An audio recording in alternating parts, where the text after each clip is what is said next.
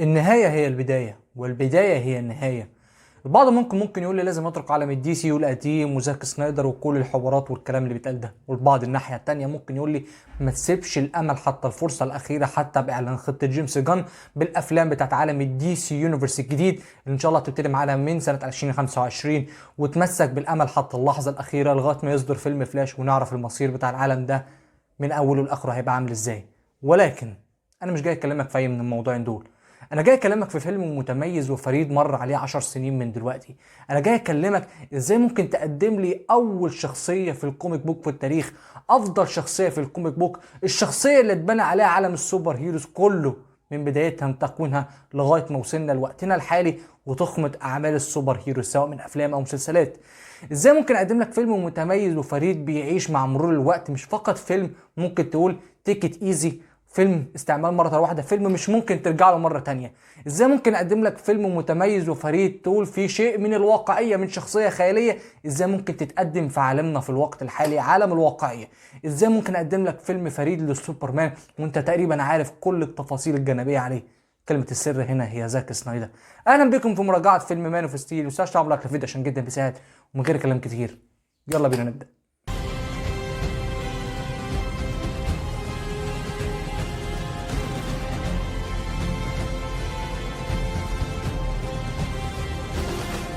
منعطف دخول سوبرمان معانا هو الفكرة مش الشخص. جور ولورا والدة كال في عالم كريبتون المدمر بالوحشية والطبقية، ودور الكائن المحدد قبل ولادته سواء عالم او خادم او عامل او محارب. ليه الشخص ما يحددش مصيره في الحياة، مش يكون متحدد له هو رايح فين وجاي منين؟ الحرية والأمل هم بذرة ولادة قال اللي من خلاله أرسل للأرض عشان يبدأ فصل جديد لكريبتو من هناك. أما الناحية التانية بالنسبة لجنرال زود، جنرال زود هو مش شرير بالشكل اللي أنت متخيله. جنرال زود هو شخص بيدافع عن وطنه بأقصى طاقة ممكنة. هو مش شرير نهائي، هو شخص بيحارب مجلس كريبتون اللي جاب لكوكبه الهلاك، بيحارب جور وابنه طفل عشان بيقدر يبدأ عصر جديد للكريبتون بالسجل عليه كل مواطنين الكريبتون الجداد. نرجع بقى تاني لكال ولكن باسم كلارك كينت الارضي اللي من خلال وصوله لكوكب الارض اكتر شخص كان بيحبه وبيخاف عليه هو والده اللي رباه جوناثان كينت. جوناثان كينت اللي اقتنع بوصول كلارك كينت للارض ان الشخص ده هيغير كوكب الارض للابد.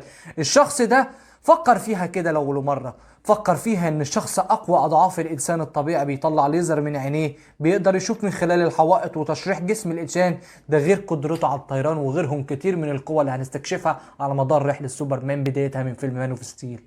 يبقى ايه افضل طريقة ممكن نسيطر بيها على الشخص ده غير تربية سوية محكمة بالاخلاق وعدم ايذاء الاخر رغم قدرتك انك تنهيه، والاقتناع انك لازم تصبر وتستنى لغاية ما تبقى جاهز حتى لو ده هيكلفك نفسك حرفيا. المهم ما تطلعش نفسك للعلن دلوقتي ايا كانت الظروف، لان زي ما قالت لورا هيبقى منبوذ للابد عندهم ونظرتهم ليه هتختلف، وزي ما قال لها جور هيبقى مرشد ليهم، ونقدر نسميها بالتعبير الوصفي اللي اتقال معانا بشكل مجازي هيبقى إله ومرشد ليهم فيما هو قادم. Freak. They'll kill him. No. You'll be a god to them.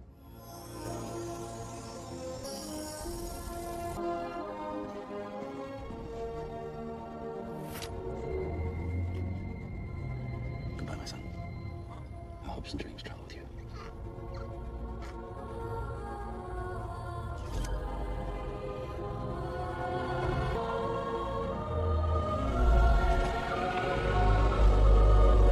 مع وفاة جوناثان كينت وانكسار شوكة كلارك كينت كان لازم نخش في معضلة التوهان والبحث عن الذات. كلارك كينت بيخش في معضلة البحث عن الذات، ودي كانت رحلة سوبرمان بعد وفاة والده جوناثان، وهو البحث عن أصل وجوده ووصوله لكوكب الأرض واللي استكشفها بطريقة رائعة جدا في رحلة عرض فيها هويته للخطر أكتر من مرة، بس الأهم هو معرفة أنا مين وبعمل إيه هنا ليه. ولكن عشان يعيش في هدوء برغم كل المخاطر اللي حواليه ركز على صوت مرسى آخر ما تبقى من نشأتك. Focus on my voice. Pretend it's an island. Can you see it? I see it.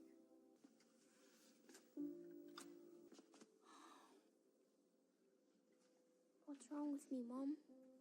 في وسط ده كله كنا بنعيش على جانب صغير كده اكتشاف الجيش وصحفية الديلي بلانت لويس لين وجود كائن غريب على الأرض حرر سفينة الكريبتون وعنده قدرات خارقة، ورفض الجيش والعامة الاعتراف بوجوده والاعتقاد بأنها أسطورة هلامية. لأن تاني تخيل معايا وجود شخص بالمواصفات اللي أنا قلتها لك من شوية ده، الشخص ده مش كافي انه يغير لك كل قناعاتك في الحياة. وجود كائن بكل المواصفات والقدرات دي مش كفيل ان يخليك تكرهه وتخاف منه، بل بالعكس يخليك تنبذه وتحس ان هو خطر قادم على كوكب الارض، رغم وجوده ان هو شكله بيعمل كل حاجة لمصالحك.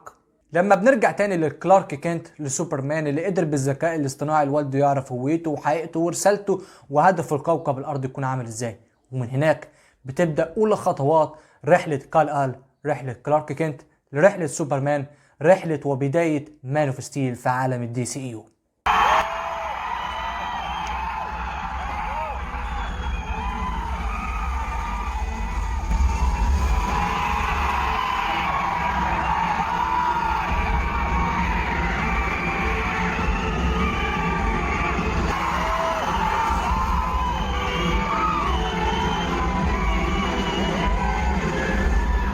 ولكن الحلو مش بيكمل للأبد. دخول وعودة جنرال زود مرة أخرى وعودته لاستهداف كلارك كينت سوبرمان. جنرال زود بيرجع مرة أخرى عشان يرجع ويختم هدف اللي هو مش شرير إطلاقا وبعيد وقرارها، بس هو شخص بيتعارض أهدافه مع بقاء سكان الأرض على الحياة.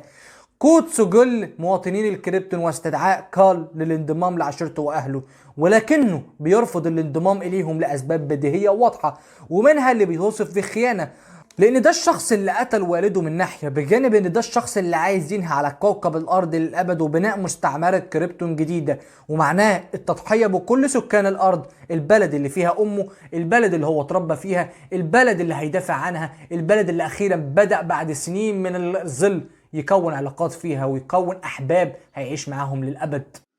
Krypton lives again. What happens to Earth? The foundation has to be built on something. Even your father recognized that. Thought. I can't be a part of this. Then what can you be a part of? No!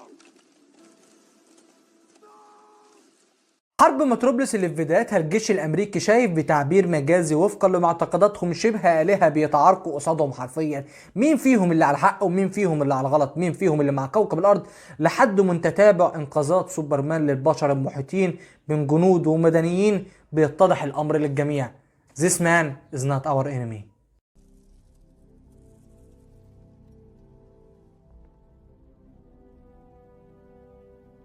This man is not our enemy. Thank you, Colonel. محاولة استوطان الكوكب والدمار الشامل اللي حصل لمتروبوليس وطريقة صد سوبرمان للسفينة في مشهد عبقري وخيالي لواحد من نظرته الأولى بطل ضد شرير، ولكنه في واقع وباطن الأمر هو مش عايز يحارب أهل كوكبه، هو عايز يوقفهم بس من الهدف اللي هم عايزين يعملوه. وعبقرية المشهد ده بالنسبة لي من ناحية التصدي لسوبرمان للسفينة اللي في لحظات شفنا وش كريستوفر ريف في وجه سوبرمان هنري كافيل، شفنا ريفرنس عظيم حاول زاك سنايدر يقدمه في اللحظة دي من المشهد العظيم ده.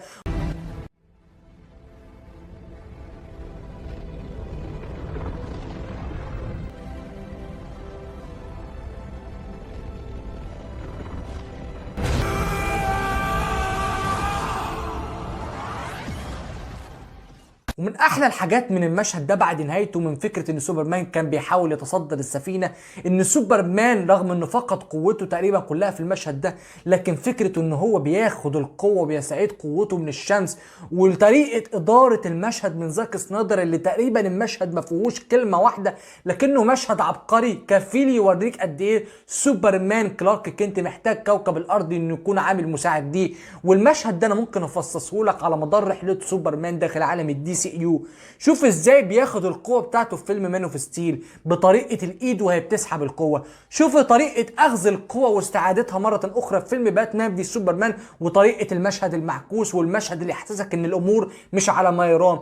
شوف بدأ طريقة إدارة المشهد في فيلم زاك سنايدر جاستس ليج، وطريقة أخذ القوة بالمعنى الحرفي، القوة بالبدلة السوداء اللي بتوريك قد إيه سوبرمان خد قوته وخد حبه وتعاطف كوكب الأرض كله معاه.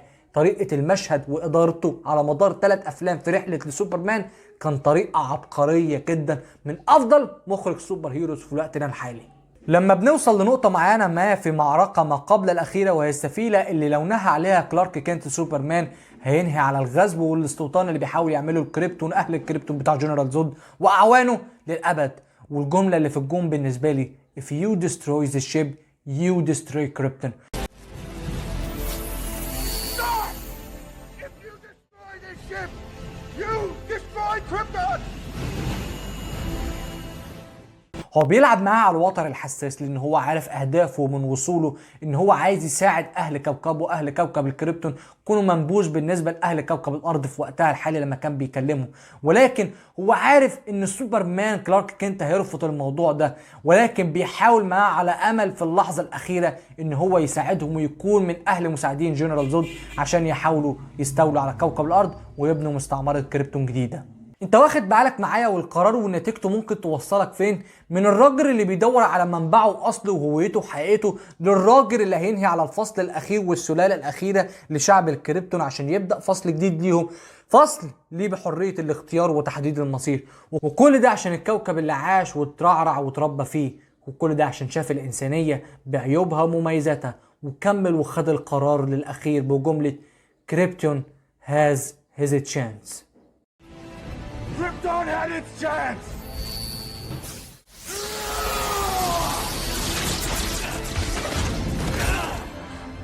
من اكتر الحاجات اللي استفزتني في الفيلم ده وطريقة الفيدباك اللي خدها الفيلم من الجماهير ومن النقاد ومن بعض الناس اللي انا حرفيا ممكن اسميهم مرضى نفسيين، ازاي سوبرمان زاك سنايدر بيحاول يتقدم بشكل مختلف ودمار متروبوليس اللي في الفيلم اتهاجم عشان ان سوبرمان ما يعملش كده. سوبرمان الاطفال والناس المزيفة للاسف بواحد بيحاول يخرج سوبرمان تعرف تفهمه وتحس بمشاكله من هو صغير لحد ما كبر ومعاناته ما قبل الولادة. ده بجانب التصور البديهي، ازاي 2 بالقوة دي متوقع في معركتهم يحصل ايه؟ يعني هنطبطب على بعض يعني ولا ايه؟ التصور اللي زاك سنايدر عمله بالدمار حرفيا في معركة متروبوليس كان هو الوصف المثالي والتقديم بتاع مان اوف ستيل. سوبرمان ازاي ممكن يتقدم معانا في عالمنا الواقعي؟ لما بنوصل للمعركة الأخيرة ومعركة جنرال ضد وسوبرمان اللي وصلوا النقطة ما فيهاش رجوع، وصلوا النقطة بعد دمار السلالة الأخيرة لكوكب الكريبتون، بعد دمار الحلم اللي جنرال زود بيحارب عليه من بداية الفيلم، بعد دمار المستوطن والاستعمار اللي كان يعمله جنرال زود على كوكب الأرض وبناء آل كريبتون جداد. ولكن سوبرمان هنري كافيل، سوبرمان كلارك كينت بيتصدى ليه للموضوع ده. شوف قد ايه المعركة كانت عبقرية وتصميمها اللي بيوريك قد ايه التصور بتاع الآلهة بالتعبير المجازي ممكن يعملوا قد ايه. 2 بس، تخيل بس لو كان في سلالة كاملة من الموضوع ده وكان عندهم القوة الكاملة زي ما كلارك كينت سوبرمان عنده. بالنسبة لي أهم حاجة في اللقطة دي وأهم حاجة في المشهد ده وأهم حاجة في النص ده من الفيلم أو من الأكت ده من الفيلم، ازاي واحد بالخبرة بتاع جنرال زود يخسر قدام سوبرمان كلارك كينت ما عندوش خبرة حرفيا وتربى في مزرعة زي ما قالها لك جنرال زود. اهم حاجة في المشهد ده واللي اتوضحت لينا من بداية اصلا الفيلم واللي مش محتاجة تتقدم لك على معلقة من ذهب ولكن انت تقدر تستنتجها بكل بساطة، ما فيهاش حاجة علمية.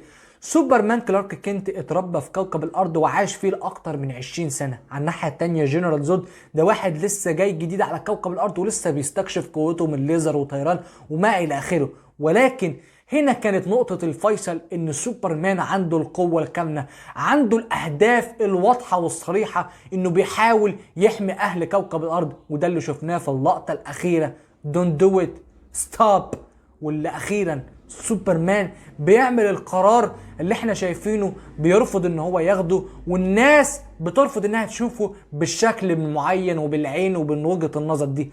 سوبرمان بيقتل، سوبرمان بياخد القرار اللي انت شايفه ملائكي ما ينفعش يتاخد وما ينفعش يقتل، لكن سوبرمان عنده اختيار من اختيارين، اما انه يساعد كوكب الارض ويكون حليف ليهم او يسيبهم يتقتلوا وينضم لعشيرته واهل كوكبه الكريبتون. سوبرمان خد القرار الصعب لأهل ومصلحة كوكب الأرض، ولكن على الناحية التانية سوبرمان ما ينفعش يعمل كده. المرضى النفسيين اللي بيحاولوا يرجعوا الفيلم أو يحاولوا يصوروا صورة لسوبرمان غير واقعية ما ينفعش تتقدم حرفيا وهتكون خارجة عن المنطق من شخصية خيالية، زاك سنايدر كسر كل القواعد دي وكسر كل الأصنام وحاول يقدم لك سوبرمان واقعي من الدرجة الأولى، واقعي من فكرته مش واقعي من شخصيته. وده اللي حصل معانا من بداية الفيلم حتى نهايته. If you love these people so much, you can mourn for them. Don't do this!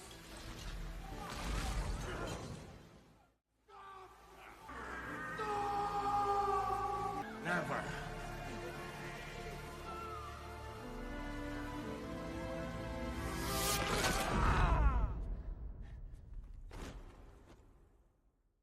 ومن اكتر الحاجات اللي ممكن تحللها لثواني وردة الفعل بتاعت الصراخ بتاعت كلارك كينت سوبرمان، ردة الفعل والصراخ اللي خلاص نهاية كوكب كريبتون للأبد، نهاية السلالة الأخيرة للأبد، نهاية العشيرة الأصلية بتاعلك، نهاية الأمل في إنك تعيش مع أهل كوكبك مرة أخرى. أنت دلوقتي منبوذ وحيد على كوكب الأرض، أنت دلوقتي فضائي عايش لوحدك، دلوقتي عايش ما بين كوكب الأرض اللي الله أعلم هيتقبلوك ولا هينبذوك ولا هيرفضوك ولا هيقبلوك. هل هكون البطل ولا العدو؟ هل هكون الفيلو ولا الهيرو؟ سوبرمان مع موت جنرال زود. ردة فعل الصراخ دي بترجعني للمقولة وللحديث معاه لما كان في الكنيسة ما قبل تسليم نفسه لجنرال زود نفسه، وفكرة هل سكان كوكب الأرض أصلا جادرين بالثقة بتاعته وجادرين بالتضحية بتاعته لما كان هيسلم نفسه لجنرال زود، والله أعلم هيعمل فيه إيه.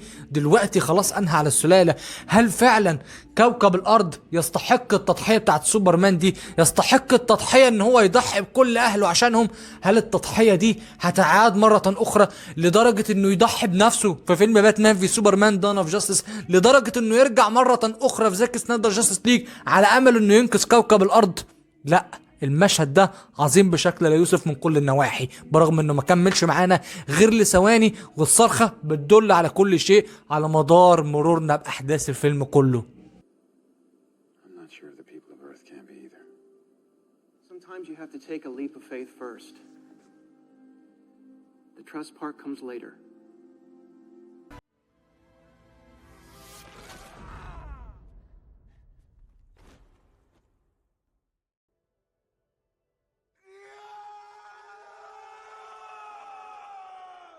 وممكن اختصر لك الرحله بتاعت سوبرمان من بي في اس وحتى زاك سنايدر جاستس ليج. البي في اس برغم ان انا عملت له فيديو كامل وممكن تلاقيه في الديسكريبشن او من خلال علامه الاي اللي فوق، ولكن الرحله كانت بمنتهى البساطه من بدايه الفيلم لغايه نهايته وتضحيه سوبرمان ضد دومز داي. الرحله كانت ازاي النتائج بتاع معركه متروبوليس ازاي هتتناقش، وازاي كوكب الارض هيفهم وهيحاول يتقبل وجود كائن فضائي بينهم، وازاي الناحيه الثانيه بوجوده في الفيلم باتمان هيحاول بعد 20 سنة من القتال، بعد 20 سنة من معركته ومن مهمته في جوثام، بيحاول يتقبل وجود واحد زي ده، وازاي اهم شخصيتين في الكوميكس هيتعاملوا مع بعض وهيتعاملوا في وجود بعض، من واحد بقاله 20 سنة ومن واحد بقاله سنة ونص حرفيا في كوكب الأرض وأعلن وجود ذاته في معركة متروبوليس الشهيرة، وازاي الاتنين هيحاولوا يتعاونوا ضد معركة دومز داي في الأخيرة رغم وجود الخلافات ما بينهم، وازاي سوبرمان هنري كافيل كلارك كينت هيعمل لتاني مرة ويختار كوكب الأرض على حساب نفسه، هيختار كوكب الأرض على حساب حياته، هيختار كوكب الأرض في معركة دومز داي، وهيقول I love you للويس لين، وهياخد This is my world، وياخد القرار اللي ما فيهوش رجعة، وهو انه يتقتل على ايد دومز داي.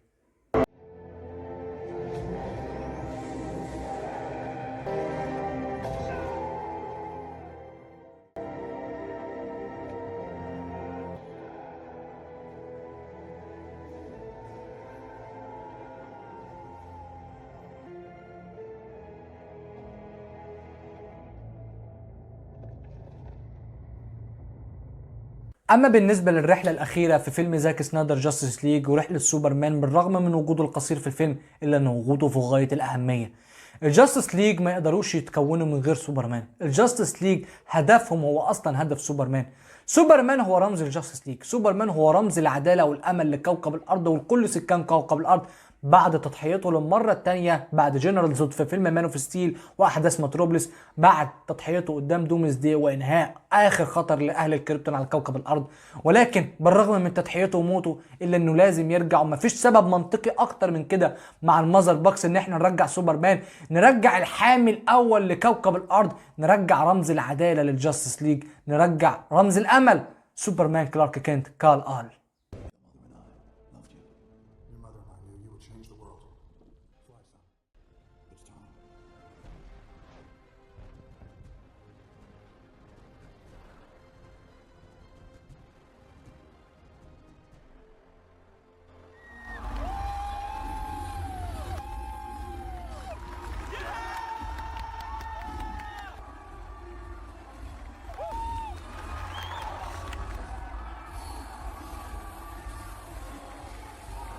واللي رجوعه كان هيبدأ لنا فصل جديد مع رحلة الأمل بعد كمية العثرات اللي عاشها سوبرمان على مدار 3 أفلام وعلى مدار 3 أحداث من مان اوف ستيل والبي في اس وزاك سنايدر جاستس ليج. كنا هنبتدي نتعرف على سوبرمان رمز العدالة والأمل اللي احنا متعودين عليه بصورته النمطية على مدار الأفلام والمسلسلات بتاعة الأنيميشن أو حتى على مدار الأفلام القديمة بتاعة سوبرمان كريستوفر ريف في السبعينات. ولكن للأسف يا أصدقائي الرحلة ما بتكملش للأبد، ومفيش حاجة حلوة بتكمل للأبد. شفنا وعشنا رحلة عظيمة مع زاك سنايدر. بالنسبة لسوبرمان فاحنا عشنا حرفيا أكتر نسخة واقعية من سوبرمان.